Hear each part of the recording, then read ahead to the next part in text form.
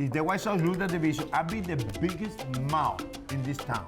So many fake tough guys. I'm tough. Let me be a tough guy, knock out a couple guys in spring training. I got married. The world is upside down. The #1 bachelor in Chicago got married. You know why the White Sox fans love me? Because I give my heart. Oh, wow. That just got emotional. Wow. This could be the best episode of Being Guillén ever. Welcome back to Being Guillén, and this one's going to be special. We got our guy, the legend, Ozzie Guillén, and the little legend, Ozzie Guillén, but we're going... I'm sorry, interrupt. Why you go like this over Because this is small. Oh, small. He's legend. Every time you do that, start laughing like excuse me. So, these two in the Guillén family have had great October moments, and this whole show is going to be about Ozzie's greatest October moments. I think there's two of them, the max ones. 2 World Series rings, 2 parades. One in Miami, one in Chicago. 2 of the greatest cities in the United States, in the world. And we had a blast because I was not 34 and going bald. I was young and full of hope. But World Series, let's kick it off.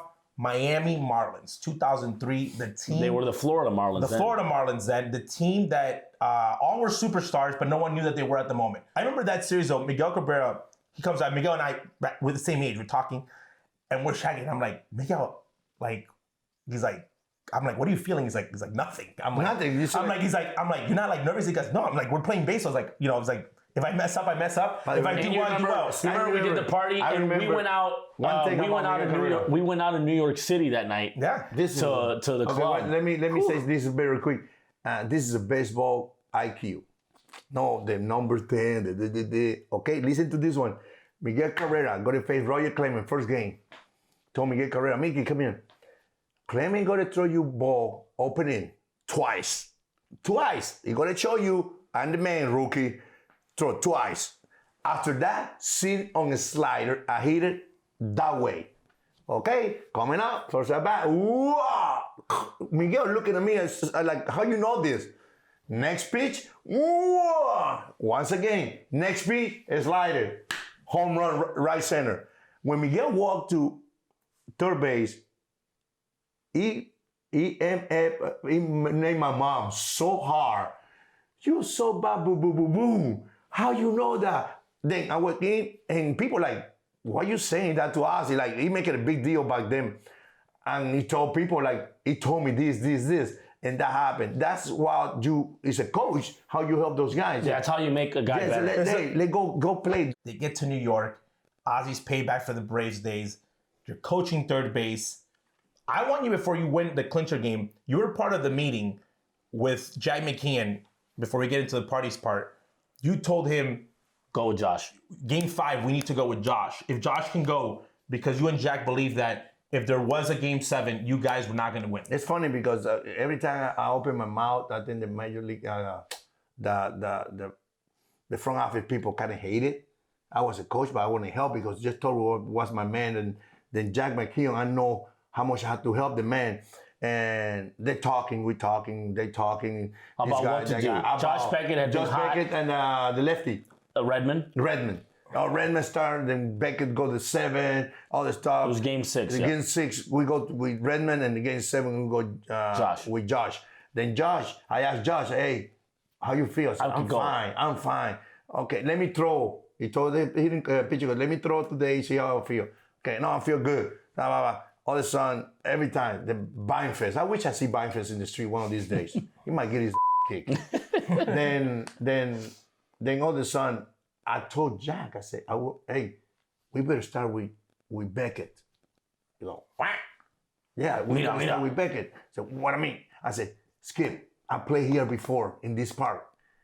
If we lost today, we're not going to win tomorrow. Beckett, Sandy Koufax, then John Drysdale, nobody would have been Derek Jeter and this team in New York because they play here before these people got to be crazy. I'm not going to say our play was tight. It's just because that was the way it was. And I say, you better start with Beckett and roll the dice. And with that, all of a sudden, Beckett grabbed the ball and made me look like a genius. I was a genius. No, because baseball is all about fact.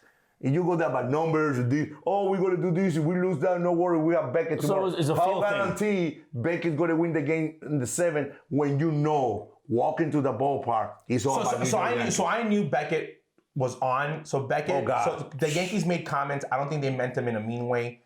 They said, we don't know who the Marlins are.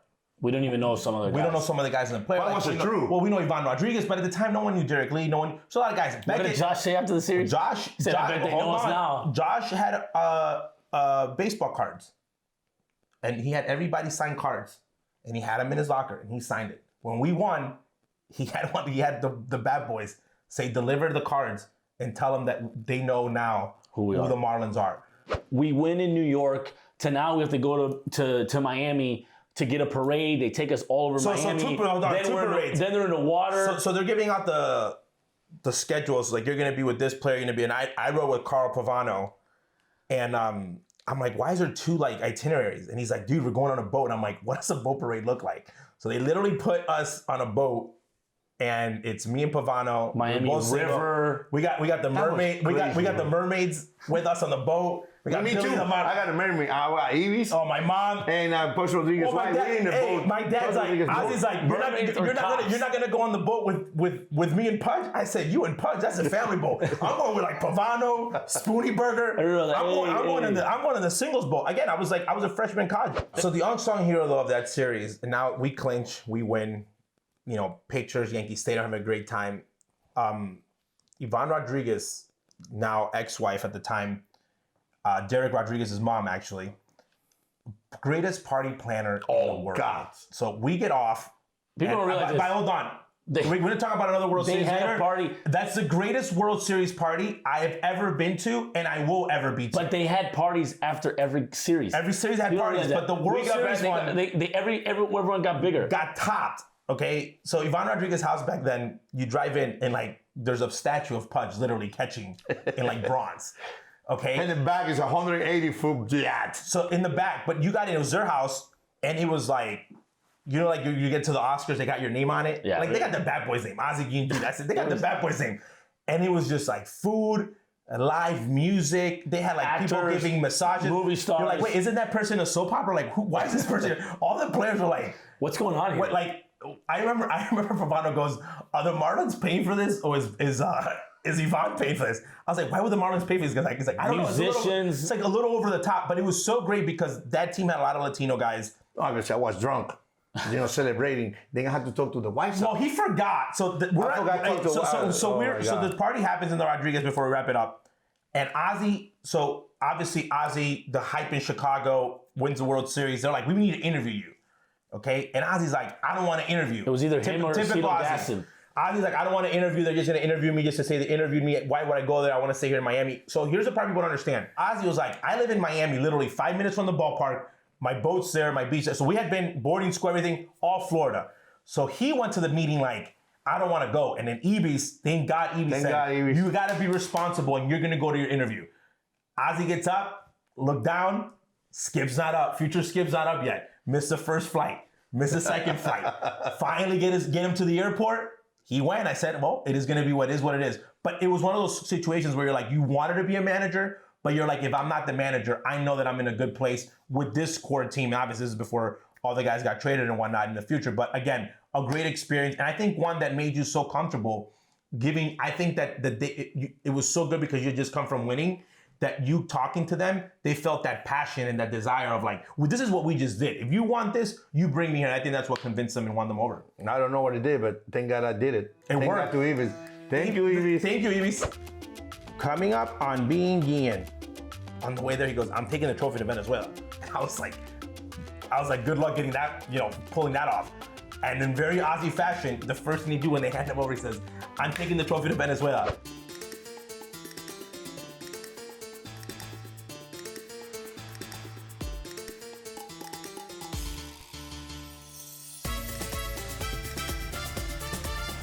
This is all we needed. Oh, let's go! We're taking the W and bringing it home. Trust me!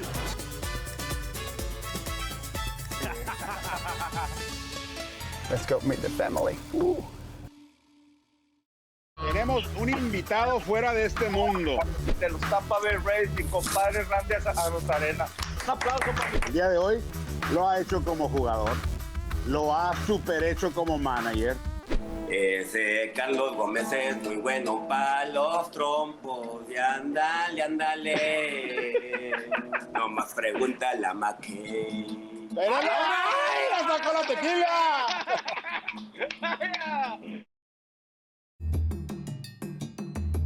I'm Julie Alexandria. And I'm Jennifer Mercedes. Between the two of us, we have over 2 decades of experience working in professional sports. We're telling the stories of women who are at the top of their game in sports and business. Whoever you are and however you come to the party, that is not only okay, but it's needed in the space. So if you want to come in here and I want to wear my Hope earrings and my red lipstick, guess what? I can still talk ball. Welcome to the locker room. Welcome back to Being Guillén. October 26, 2005, World Series Game 4, a game that we did not realize how big it was, not only from a World Series standpoint, from a historical standpoint. Ozzie Guillén becoming the first Latino manager to win a World Series. But I've never seen Ozzie, not talking about nervous, and I remember the players being like, what's wrong with him? You were so adamant that they needed to win in 4. Yes. Because you had this dream. I don't know if it was a dream. Why were you so worried that they were going to come back? And you're like, step on their throats. I'm like, they're up 3-0. Like, yeah, they but can you win know a why? game. That's the problem. That's the problem. Was anything is in that situation can win 4 games in a row, and that happened later with another team. Yeah. But I believe in ball club we have, but I don't want them to feel confidence. I don't want them to feel like, yeah, we got him. Nope. They had to finish it up when they start. Let me say one thing on the start game 4, and that's a weird thing. People think I'm lying. I'm walking with you guys. Out of the thing, go to eat in the mall. I had a phone call. It was, oh my God, ¿cómo se llama el presidente? Jesse Jackson. The Reverend. The Reverend. I like this. I picked the phone and go, oh no. Oh God, what do you want? Hey Ozzie, hey, hi Reverend, how you doing? Yeah, how you been? Congratulations, good luck tonight. Thank you. Okay, yeah. They say, oh, hold on. Hey, once somebody want to talk to you, I put my eyes like they look, oh no, come on. Pick it up. The guy said, good luck. That's it. Hi, Mr. Guillén, good luck. I wish you all the best. I hope you win. That's it. Pick it up, give me a phone and say, hey, we go to your country today. We go to see Chavez. Tomorrow morning, we're going to be in Venezuela. If you guys win, we're going to be there. Say, you know who you're talking to? I said, no, I never talked to anybody. The guy talked to me. He said, that was Nelson Mandela. Wow. Like, I thought it was full of crap. Then 2 days later, I see Nelson Mandela in Venezuela. Like, it really was Nelson Mandela. But I never talked to him. He say, that's exactly what he say. And I get the number and go back. Then we coming back later and say, how you feel talk to Nelson Mandela? I say, how you feel being an idiot? You didn't talk to me who that guy was. Yeah, you're like, hey, talk to somebody. Give me a heads up. Yeah, it's like, no. He's like, good luck. Yeah, I wish you the best. Game 4 of the World Series was, for me, it was more special. Obviously, being there, you get to sweep, but the fact that I was with Freddie basically all day in the clubhouse, pumping him up, talking to him, because I was like, Freddie's like, I was in his ear. You're the best. You're gonna do this. You're the best pitcher on the road. They can't beat you. I remember that game being super stressful. They had runners in scoring position every inning. But I remember Don Cooper coming in from the warm up.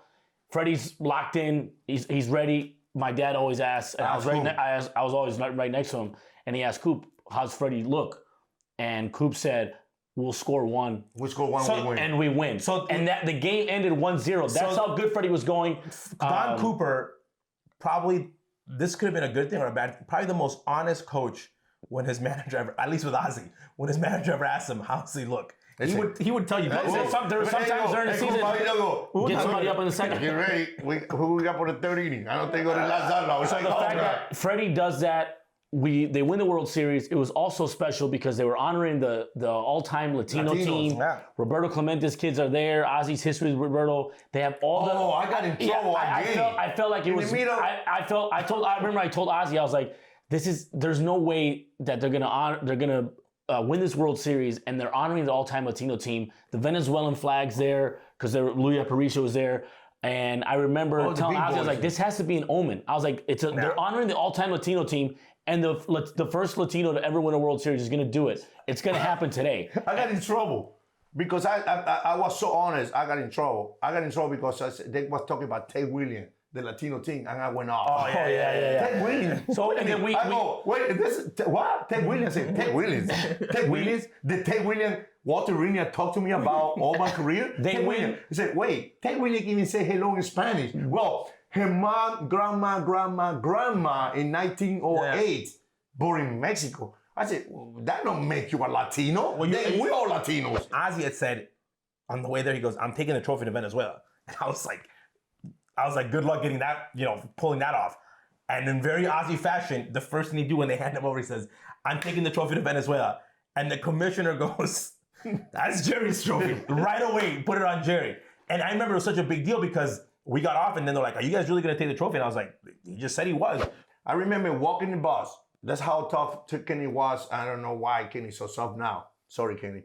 Oh, this is a good one. Okay, then I walk in and everybody's high excited. I can pay to win this thing.Maybe I was numb. Maybe I don't know what I just did. No, I think that you were in the competition. So I think that both of you guys. I woke up. I know what's like, wow. You were like, you hadn't let it sit in. Yeah, all of a sudden, I sit there, my wife sitting there, and Kenny go, what we need for 2006? Just literally sit down, what? So give an explanation. In the team bus, Kenny sits in the front seat, Ozzie sits next to him, and then it's like their wives, family, and then players like. So it's like, so they always talk there. But he did say that. He said, "What do we need for 2006? We got to start working. We got to start working. He said 2 weeks. He said 2 weeks. We enjoy no, it. He said no. Like right now, I said, well, enjoy a little bit, but we got to start working. I walk in. The first I remember was Mariela Bertucci and the Bertucci family. We walk in. And me, I was numb. I swear to God, I'm sitting with your mom. I'm sitting with Ibis, and then I like, all of a sudden we won. We take the next day, we fly back, and I realized we win the championship. That's why I realized, like, wow. When you pulled, I know we got the trophy. When you pulled into Midway. When we went to Midway Airport. Oh, I gotta say that story. That's a long one. I hate to fly. Then I hate to be in the pilot thing. The pilot they call me Capitan. Come over. I said, Then, no, you need to see this. We go to land. The guys go around, and he take me all the way through Central Avenue, like that with the plane. And I saw people there. That's when you started crying. No, yes, I started crying. I couldn't stop. They couldn't stop crying. There's like fans lined up on the whole strip of Midway, welcoming the team back. Central, they told me we stopped the limo. Yeah, the security and we people got out. The security people said, "Don't go out, please. Don't leave." But we did. No, don't leave the limo. Just go straight to your house, please. I couldn't help it. I come out, just high five for two. Yeah, just high five everyone. Just because. And another thing, I love the way they feel about it. Up next on Being Guillén. We pull into the LaSalle, we're going on stage, and I remember these people are crying. And I was like, wow, this is that big of a deal. But believe me, the noise, when you go to LaSalle, always say the noise coming from everywhere, you cannot hear. I couldn't hear your mom next to me. Bolivar or no, I'm hungry. That's the Dominican Fat Joe. A good man, when he does something for somebody that can't do nothing for him.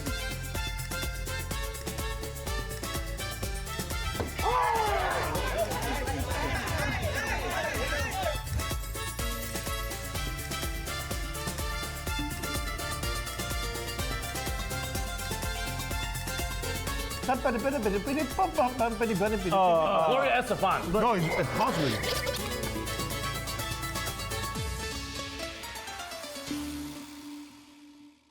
¿Por qué será que a las muchachas les encanta tanto? Uno le gusta largo, uno le gusta corto. Rápido, porque ya nos vamos. ¿Por qué será? ¿Por qué será? ¿Será que...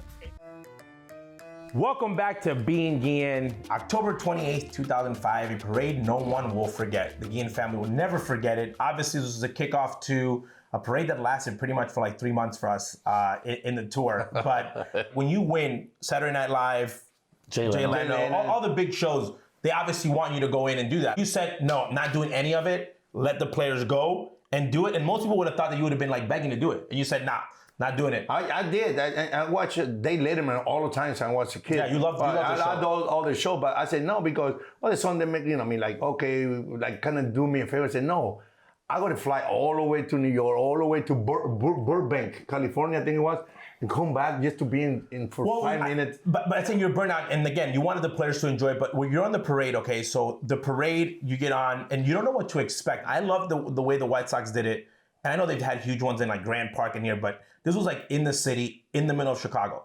So like, like LaSalle and Walker. You leave the stadium, and obviously we're on the family bus, with all the, Jerry was on it, the mayor, Kenny, Ozzie, all our families. And then you take off on the bus, and then it's like you leave Chicago, and in very Chicago fashion, like, the places that nobody ever thinks about. So it's like Bridgeport to La Villita. So it's like literally going into the city. And it was like a moment, I think, in pride for like these neighborhoods to be like, we're on the map. Like it's on the, but they made sure they went all through that area in the South Side, all the way up. You cannot hear people. You can literally see people hanging on from the roofs.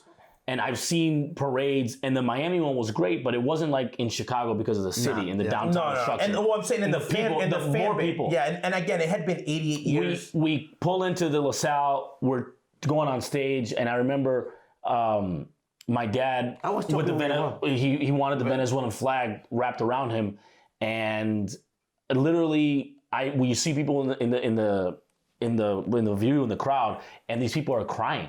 And I was like, wow, this is that big of a deal to these fans. They were literally crying. The noise, waiting. Believe me, the noise, when you go to LaSalle, always say the noise coming from everywhere. You cannot hear. I couldn't hear your mom next to me. So many things happened in Chicago during that parade. And then it felt like for a month, I think for a month and a half, I don't know if he paid for any dinners, but everywhere that he went, he'd go take to the bathroom, and people were like, "So people don't unbelievable." So they gave us, they come over, parade's over. They're like, "When are you going to Venezuela?" We give them the dates, and they said, "Hey, we got to give you the trophy now." So the trophy case is like a huge box, and the trophy sits. So the trophy sat in my living room, just hanging out. I had the trophy literally in my living room, in my apartment, just sitting there. I take it out, I put it. I'm like, so. The job was trophy can't break, nothing. So I said, hey, my friends don't want to come over, take pictures of it. But the trophy sits there. We drink, the trophy would be there. We had to go to Venezuela. Okay, well, first of all, when people showed to Venezuela and it got to our house, it was literally 1,000. But wait, there was a baby inside the trophy. My nephew has a picture. No, let me start over. They don't let us land in Maiquetía Airport. We landing in Maiquetía Airport. Government stuff. And go to the sun, and all the song, I hear the captain said, they not let off land. I said, tell him it's me. I get up, I'm busting the thing. I got the trophy. Hey, I just got the trophy here. We're going to land, and my family's waiting for. I'm talking with the thing. They called. No, but let's say so the head of the government. No, the head of the government. No, Chavez going to Argentina in that part, and we go to that way we go to land. I said, you got 30 minutes to get in. Let me explain the story well. So Polar, they bring the trophy. It was a Polar member, which is PepsiCo. We're landing. They're like, we can't leave. There's like, again, like in everywhere. Air Force One for Venezuela's up and down. Like, you're landing. The guy comes in, I don't know who he was. They had more stars, Venezuelan guy, and he says, you have 20 minutes to get out of this tarmac, because if he sees it, so if he sees it, he's going to throw off his protocol. Like, he's going to stay here for 5 hours, and like, who knows what he decides to do. So he might go back to your house. So the guy goes, trophy. I just need one picture with the picture. I said, dude, you can take this picture. You can't, this is before social media. You can't post it until the official release happens, because they had this whole thing in Venezuela, like, press conference, and we had like Ernesto Aparizo's gonna come. So the guy's like, don't worry. He takes out this camera looked like a flip phone. No, he had I don't know where he found it. I'm like, this guy walked out with this camera. It was like a Kodak camera that you buy, like the disposable camera. Wind it up. He takes it, he leaves. I'm like, get this out of here. We get it, we get to Caracas. So Ozzie, I need to ask you this. I know we've talked about it. So what's your favorite moment with the trophy in Venezuela? Wow, it's no doubt when they bring, obviously show to the fans, they never see anything like that. But when they bring Ernesto Aparicio, to me was great. Why? This guy is the one teach me everything I know about baseball, about life. You guys know about them. I cannot explain people who this guy is, because it takes 3 hours to do it. When he was very sick, man, they asked my wife, I say, what we can give him to surprise him and to give something nice. And Aparicio was in Maracay, was like 2-hour flight, hour and a half flight. People from Pólvora put a plane together, make sure it's all right, like ambulance plane. Bring it up, and it was a surprise. I never thought, the last person I thought I would sit there, it was El Viejo Aparicio. Why? Because age, very sick, and all the son, when he walked. Imagine you being such a pure baseball fan, okay? Like, your nephew is Luis Aparicio. You probably lived so many great moments in baseball. Like, you've taught Ozzie Guillén, you've taught like a line of baseball players, and then you get to see the World Series trophy in your home country. I just thought the whole time when you were talking to him, I'm like, I wonder what this old dude's thinking. Because for you, it's so emotional because it's literally full circle. The guy gave you ground balls, told you you're going to be a big league player one day, and now you're bringing him the biggest trophy that you guys play for, and you guys are having that moment. It's funny because when we talking, when they show me, it's like, he can talk, he can walk. I like, when you bring, you know what I mean, like, kind of, that was a surprise for my wife. After that, my wife told me all the things they did behind the scene. All the drama was. Then he went to my house.